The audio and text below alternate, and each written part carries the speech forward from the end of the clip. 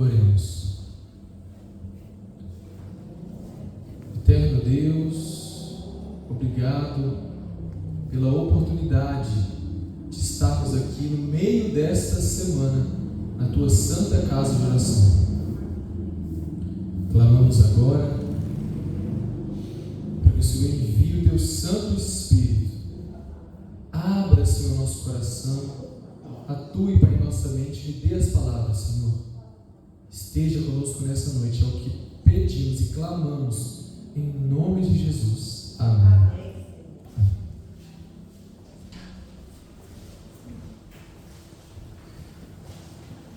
Estamos hoje começando uma semana de evangelismo do Ministério da Mulher, não é mesmo? Estamos vindo aí de um final de semana intenso, né? Tanto para os desbravadores como para os aventureiros. Eu estava hoje conversando mais cedo ali com uma desbravadora, ela falou: pastor, tomei algumas decisões naquele acampamento, e uma delas é que eu vou começar todo dia a ler minha Bíblia. Amém. E hoje ela está no capítulo 20 de Gênesis já. Amém. Deus seja louvado, né? Amém. E como nós vamos começar hoje na quarta-feira, já se passou o domingo, né? A segunda, a terça. Então eu queria aqui só recapitular com vocês o que nós estudaríamos se tivéssemos começado no domingo, ok? Me dá um minutinho aí para nós chegarmos aqui na quarta. E quando chegar na quarta, você vai perceber algo muito curioso, que foi justamente o dia, né, em que eu prego aqui em Caeté, às quartas-feiras. O primeiro dia, que seria no domingo, conta a história lá do povo de Israel, no capítulo 24 de Josué. Você conhece? Josué fala assim: vocês devem escolher hoje a quem vocês vão servir. E aí diz para eles renunciarem os ídolos, e ele e a casa dele e o quê? Servir ao Senhor. Então, se você estivesse aqui no domingo, qual seria a sua decisão? Escolher servir a Deus, você e sua casa. E temos repetido isso aqui, não é? O seu culto familiar, chamar o Espírito Santo no seu lar todos os dias. Enquanto não aprendemos essa lição, as coisas não vão andar para frente. Abandonar todos os ídolos que nos afastam de Deus. Pode ser o dinheiro, o trabalho, o relacionamento, pode ser a comida, a bebida. Se você tivesse no primeiro dia, essa seria a sua decisão. No segundo dia, o tema seria: que fazer para ser salvo?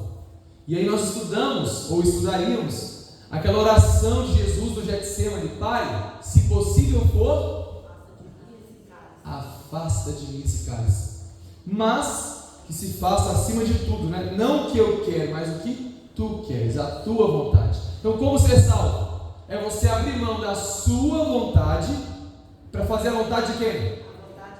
De Deus. Eu tenho a minha carne, os meus impulsos carnais, mas eles só vão me levar para o inferno, né?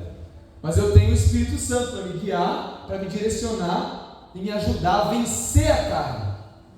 E não tem. Ontem alguém falou assim: pastor, não dá, pastor, eu não consigo vencer.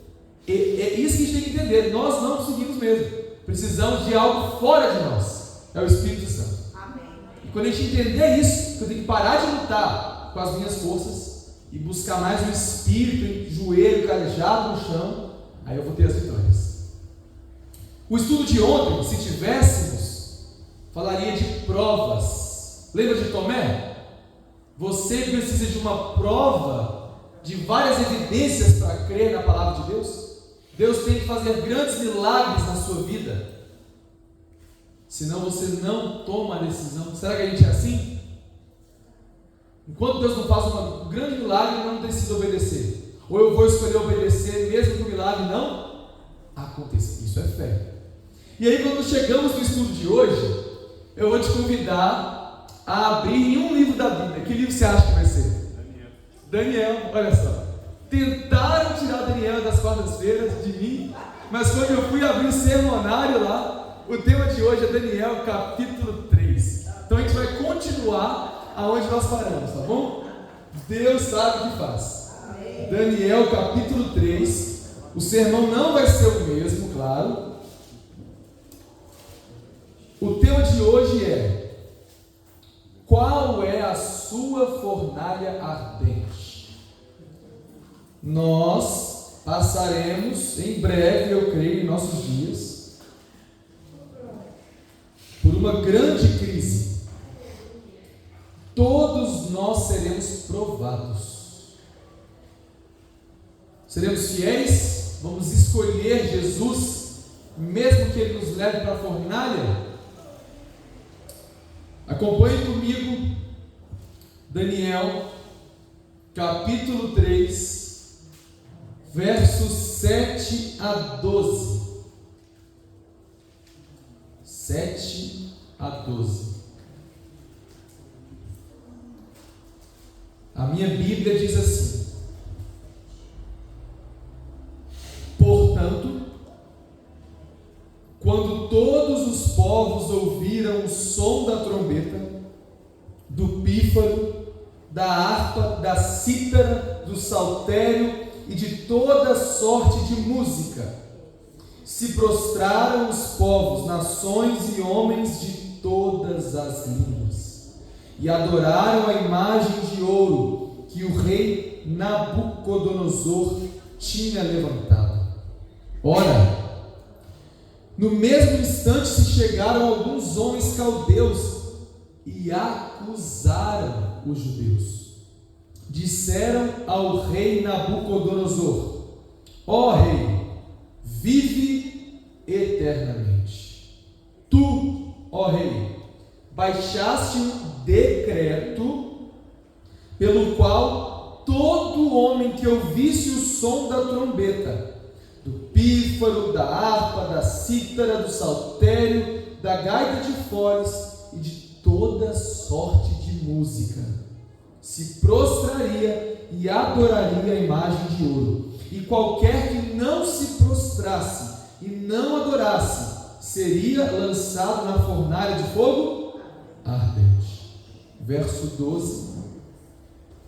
Há uns homens judeus que tu constituíste sobre os negócios da província da Babilônia, Sadraque, Mesaque e Abidnego. Esses homens, ó rei, não fizeram caso de ti, e a teus deuses eles não servem, nem adoram a imagem de ouro que tu levantaste. Aqui nós vimos alguns homens que escolheram. O tema de hoje, dessa semana, é escolha, não é? Eu escolho Jesus. Escolheram não se prostrar perante a imagem. Queridos, quando nós olhamos para o contexto atual, semelhantemente a Daniel 3, Apocalipse 13 nos diz que nos nossos dias chegará um tempo em que todo aquele que se comprometer a ser fiel aos mandamentos de Deus e a ser fiel ao seu santo sábado, à sua santa lei, não poderá nem comprar, nem vender. Assim como a imagem de ouro foi levantada pelo rei da Babilônia, nos últimos dias haverá uma imagem sendo levantada aqui na terra, a imagem da besta.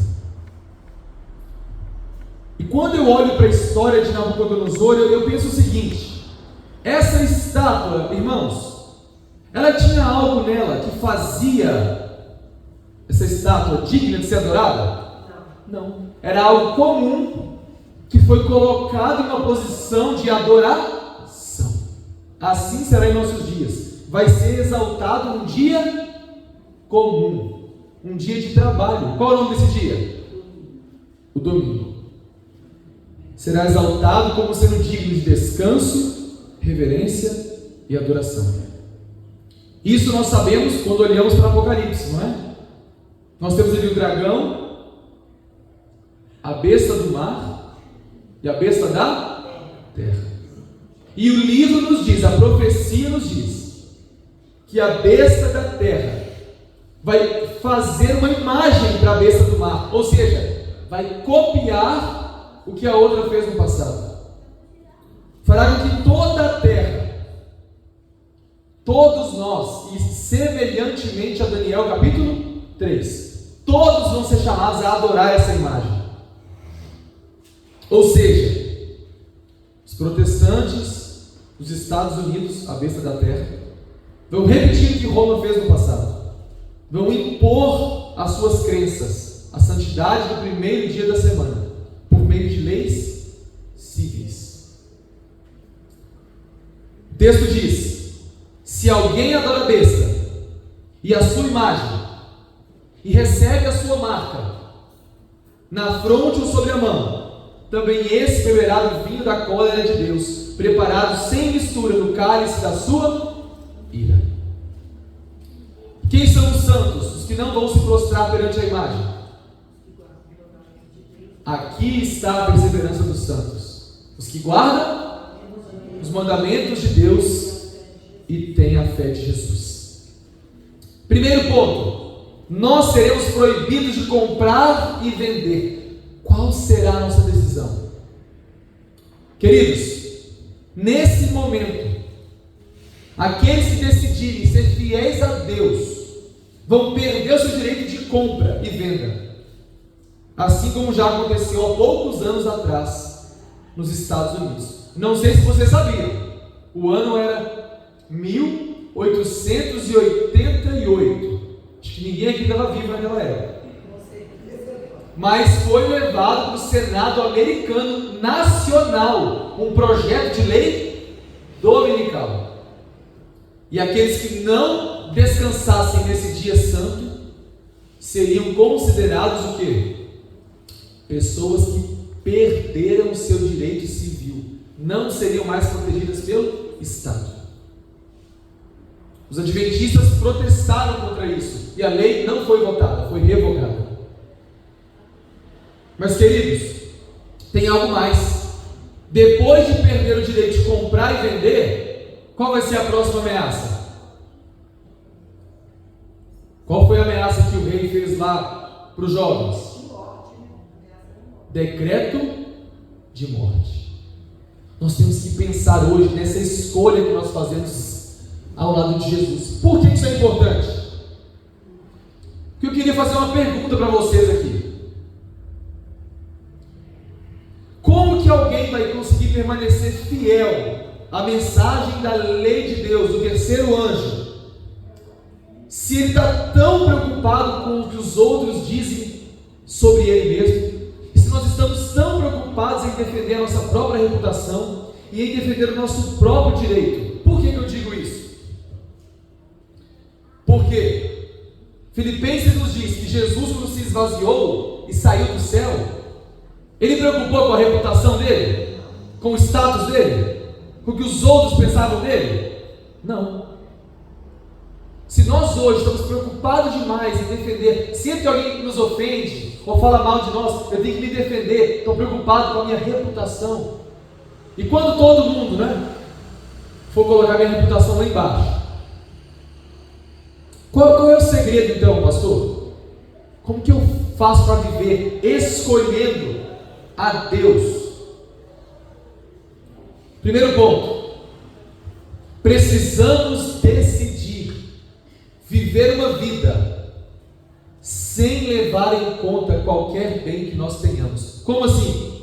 Nós temos que ter as coisas, mas entender que elas não nos pertencem. Sabe por quê? Se eu tenho uma casa e acho que ela é minha, o que eu vou querer fazer quando eles quiserem tomar ela de mim? Ela é minha. Se eu tenho um carro, estou suando para acabar de pagar o meu, e eu acho que ele é meu, o que eu vou querer fazer quando quiserem tirar de mim? É meu, vocês não vão tocar nisso. É minha vida, vocês não podem me matar. Eu vou querer defender os meus direitos. É por isso que Paulo diz, eu acho lindo esse texto, ele fala assim: aquele que se casa, vive como se não se casasse. E não leve isso para o lado errado, viu? Ele quer dizer assim: viva como se você não tivesse uma esposa, porque afinal ela não é sua. Aí Paulo diz: se você tem bens terrestres, lotes, se você tem riquezas, vive como se não tivesse. Porque do dia para a noite, o que pode acontecer com elas? Alguns aqui estavam vivos ali na época do plano Collor. Num dia a sua conta estava cheia, não é? E no outro? Quem respondeu que viveu essa época, né? Foi assim. Se eu acho que esse dinheiro era meu, o que eu vou fazer? Tem gente que tirou até a própria vida. Então, queridos, o que Deus está nos chamando é viver nessa terra, entendendo que nós somos mordomos. Nada é meu. Quiser tirar minha vida? Ela é de Deus. Quer prender minha casa? Ela é de Deus. Quer fechar minha conta do banco? Uai, governo, vocês estão errados. Esse dinheiro nunca foi meu. Não era só o dízimo que eu dava para a igreja. Tudo era de Deus. Mas se a gente não vive assim hoje, será que vai ser do dia para a noite essa escolha? Vivemos hoje como se tudo fosse de Deus? Ou achamos que as coisas são nossas? Porque quando eles nos ameaçarem, como foi com esses jovens, de tirar a nossa vida, será que nós vamos querer defender a nossa própria vida? Eu pergunto para vocês: nós nascemos nesse mundo aqui, nós nascemos por natureza filhos de Deus ou filhos de Adão? Filhos de Adão. Vocês acompanharam o sermão, né, que eu preguei aqui no sábado. E quem nasce como filho de Adão vai ter vida eterna ou vai ter morte eterna? Morte eterna. Aí, para eu entrar para a família de Jesus, o que Deus me pede? Para eu sair dessa vida aqui de Adão e receber a outra, o primeiro passo é o quê? Morrer para a vida de Adão, porque essa não presta. E o que isso tem a ver com a mensagem? Abra aí em Romanos, vamos lá comigo, Romanos 6. Aqui a gente tem o fundamento do Evangelho. Aqui Paulo nos ensina a viver sem querer defender a nossa própria vida.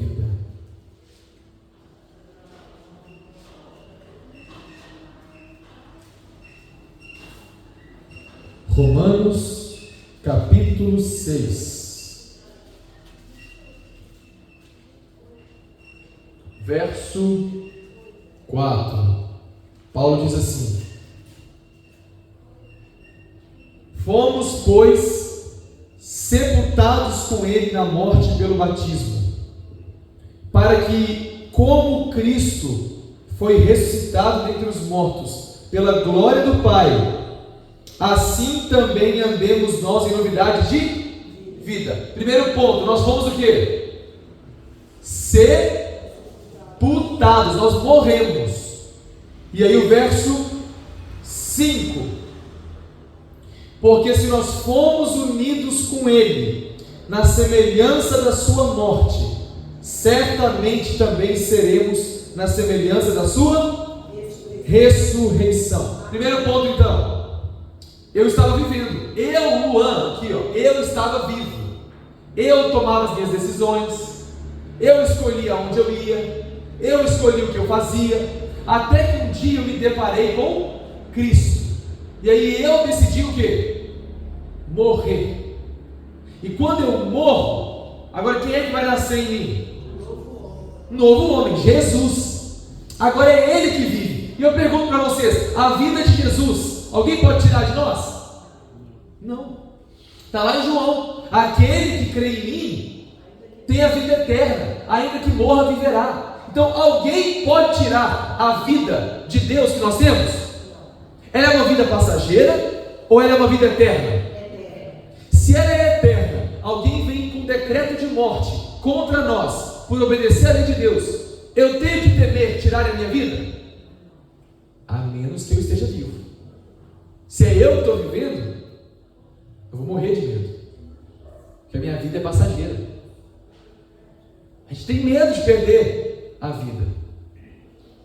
Esses dias a minha mãe falou: filho, se acenderem novamente as chamas da perseguição, eu não vou aguentar, porque eu queimo o dedo no fogão ali e já passo a semana inteira sofrendo. Esses dias meu carro lá estava com um probleminha, para variar, e eu parei no mecânico, e na hora de mostrar o problema embaixo do carro, eu encostei no lugar, falei: está aqui o problema. Aí o problema não passou pro meu dedo também, que queimou tudo. E eu passei a semana inteira sem conseguir mal segurar alguma coisa. A gente não aguenta isso aqui. Minha mãe assim: como é que nós vamos aguentar a fogueira? Como é que aqueles homens, John Hus, Jerônimo, aguentaram a fogueira cantando? E aí tem uma frase um dia que eu li sobre eles. Sabe o que eles diziam? Pode matar, eu já morri há muito tempo, eu estou crucificado com Cristo. Quem vive aqui é quem? É Jesus. Se vocês quiserem fazer algum mal contra mim, vocês estão fazendo contra quem? Eu já estou morto. Mas aí vem alguém na igreja e olha com um olhar cruzado para mim, eu já levo o que para o pessoal? Ah não, mas a pessoa não gosta de mim. Gente, não tem eu na vida de quem nasceu de novo. Não tem espaço para o eu ficar ferido. Um dia, se imagine que você está diante de um defunto, e aí eu peço para você ir lá e chutar o defunto.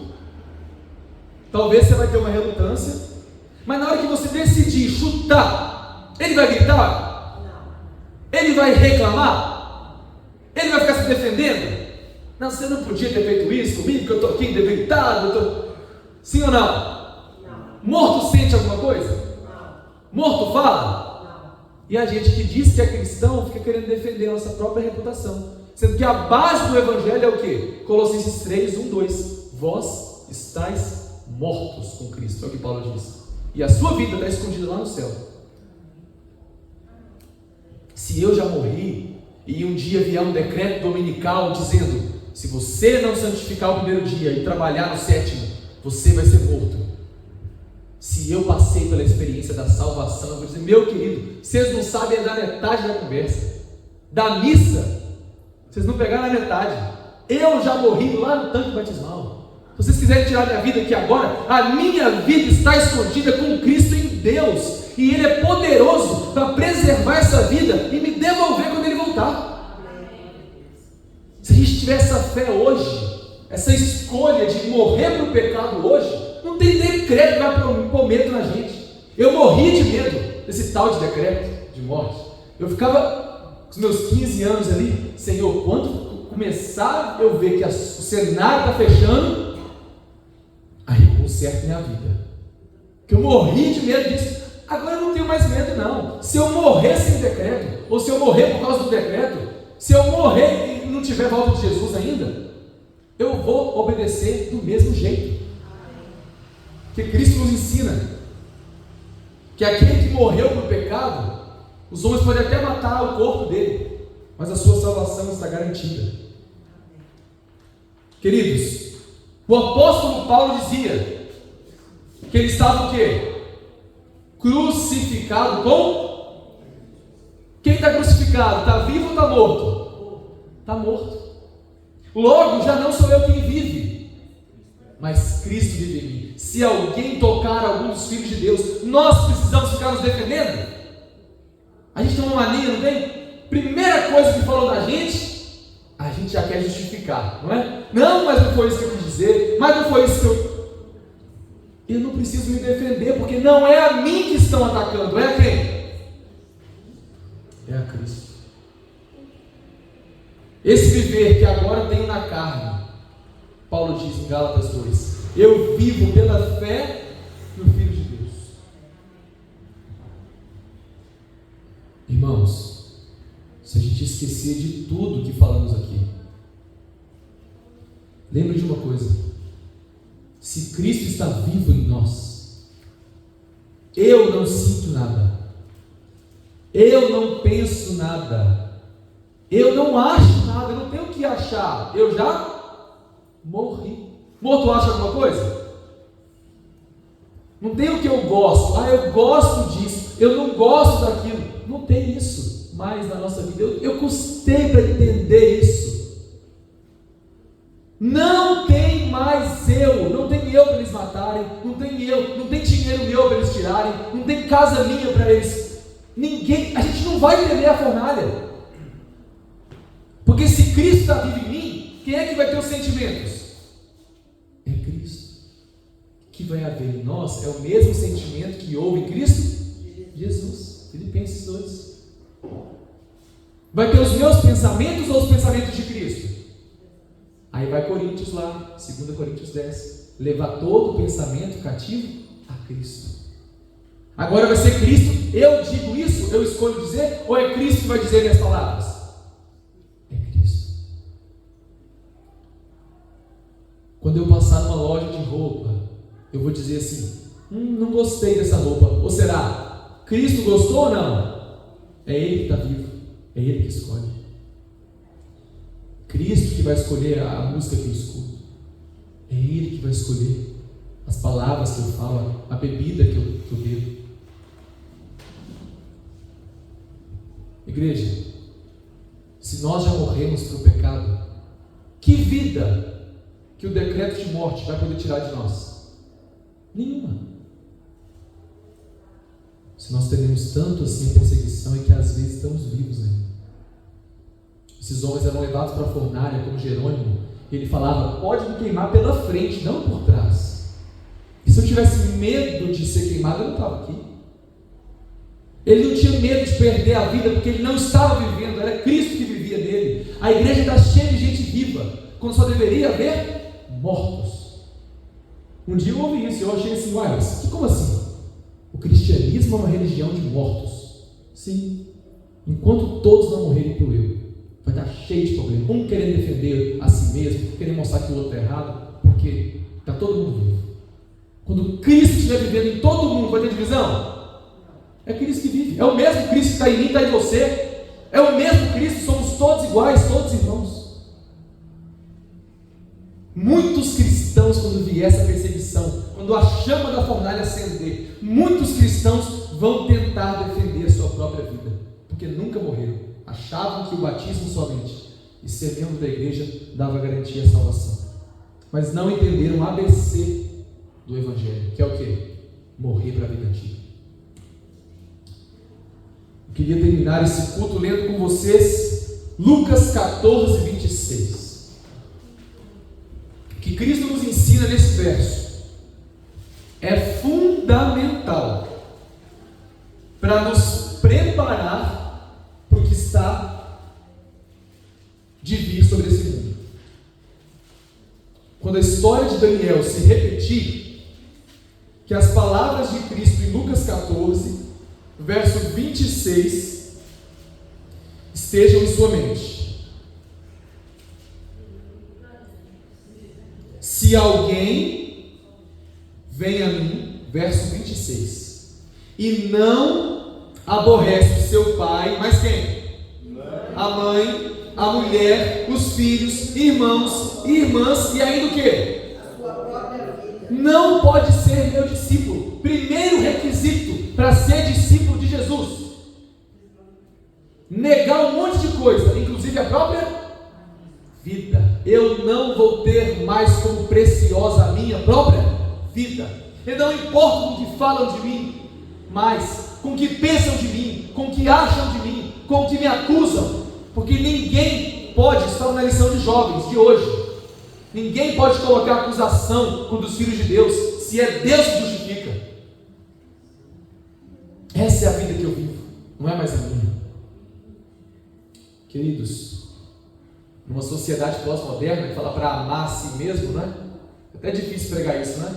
Tem que aborrecer a minha vida para Cristo viver em mim. Aí eu vou conseguir dar valor para mim, vou cuidar da minha saúde, que agora é Ele que vive, não é mais meu corpo, minhas regras. Para nós vencermos nessa batalha final, essa semana de evangelismo sobre escolha, para eu escolher a Deus, mesmo que implique em fornalha, eu preciso abrir mão dessa vida, para receber a vida de Cristo. Eu queria ler com você um último texto, João 12, 25.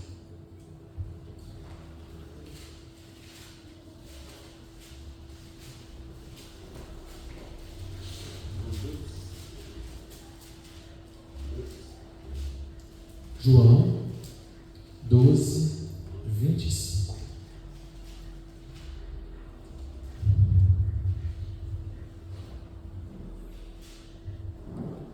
O texto diz o seguinte: quem ama a sua vida, o quê?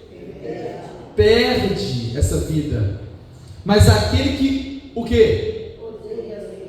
Que odeia a sua vida neste mundo, vai preservar ela para a vida eterna. Então, gente, ficou mais fácil ainda. Saiu o decreto dominical e depois de morte, o que eu vou falar? Gente, eu odeio tanto essa vida aqui, que vocês podem levar. Pode levar. Eu não estou mais vivendo.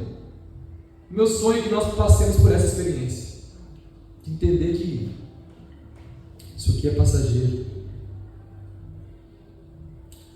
Se nós renunciarmos essa vida aqui, se nós reputarmos a nossa vida como nada valendo, eu não vou querer defender ela.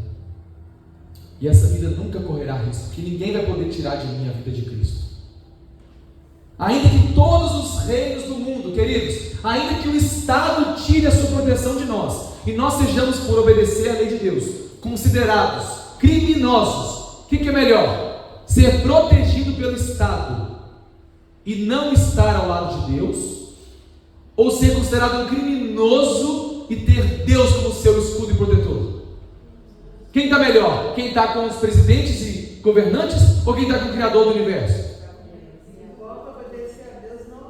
Gente, eu posso estar protegido por todos os exércitos desse mundo. Se eu não estou com a proteção de Deus, quando Ele voltar, o mundo vai embora, os exércitos vão embora e eu vou junto. Eu posso estar sendo perseguido com todas as armas desse mundo, se eu tenho um só do meu lado, que é o Criador. Lembra lá das guerras de Israel? Um anjo matou quantos? 184 mil. A minha preocupação não tem que ser defender a minha vida, mas estar do lado de quem pode defender ela, que é Deus. Ele vai nos defender, Ele é nosso vingador, não nós. Não precisamos lutar por nossos direitos, ficar aí defendendo, não, Ele nos defenderá. Quem que vai estar no lucro? Quem for defendido pelo Estado ou por Deus? Por Deus. Faraó tinha todos os cavalos, cavaleiros, toda a sua carruagem, não é? Exércitos. Mas Israel tinha quem? Tinha Deus. Saul tinha força, tinha um exército, mas não tinha Deus. O jovem Davi tinha Deus. Nabucodonosor tinha o seu império glorioso, e os jovens tinham quem? Tinham Deus. Herodes ali tinha toda a sua pompa, mas não tinha Deus. E eu finalizo dizendo: quem nega a Deus para agradar os homens e não perder suas posses, não perder seus bens e não perder sua vida, está fazendo uma loucura. Sabe por quê? Quem negar a Deus para salvar a si mesmo nesse mundo, vai perder as posses dele um dia? Vai. Quando? Quando Cristo voltar. Olha que loucura. Você abandonou a verdade, a lei de Deus, para defender os seus bens. E quando Cristo voltar, você perde tanto os bens e perde também a vida eterna. Agora, aquele que for fiel a Deus, mesmo tendo que ir para a fornalha, quando Cristo voltar, ele ganha a vida eterna e de brinde ganha a nova terra, com bens muito melhores e preciosos que qualquer um que ele poderia ter, se quisesse ter protegido os seus aqui na terra. Quem é que é mais esperto e inteligente? É só pensar, gente, vamos tirar a fé de lado aqui. Quem é mais inteligente? Quem está ao lado de Deus. Queria convidar vocês nessa noite a escolher: Senhor, Mata o velho homem. Esses danados não querem morrer. Mata o velho homem. Vive em mim. E nós saímos preparados para a perseguição. Quer ela venha ou quer não venha. Se tem alguém nessa noite aqui que ainda não tomou a decisão de passar pelas águas, e aí eu entendi o que é o batismo, e dizer para o mundo e para a igreja: eu morri, não vivo mais, nasci um novo homem. Você pode tomar hoje a sua decisão, não postergue mais. Mas se você já tomou essa decisão, quer ouvir esse louvor, você possa também se decidir mais uma vez, morrer com Cristo e viver com Ele.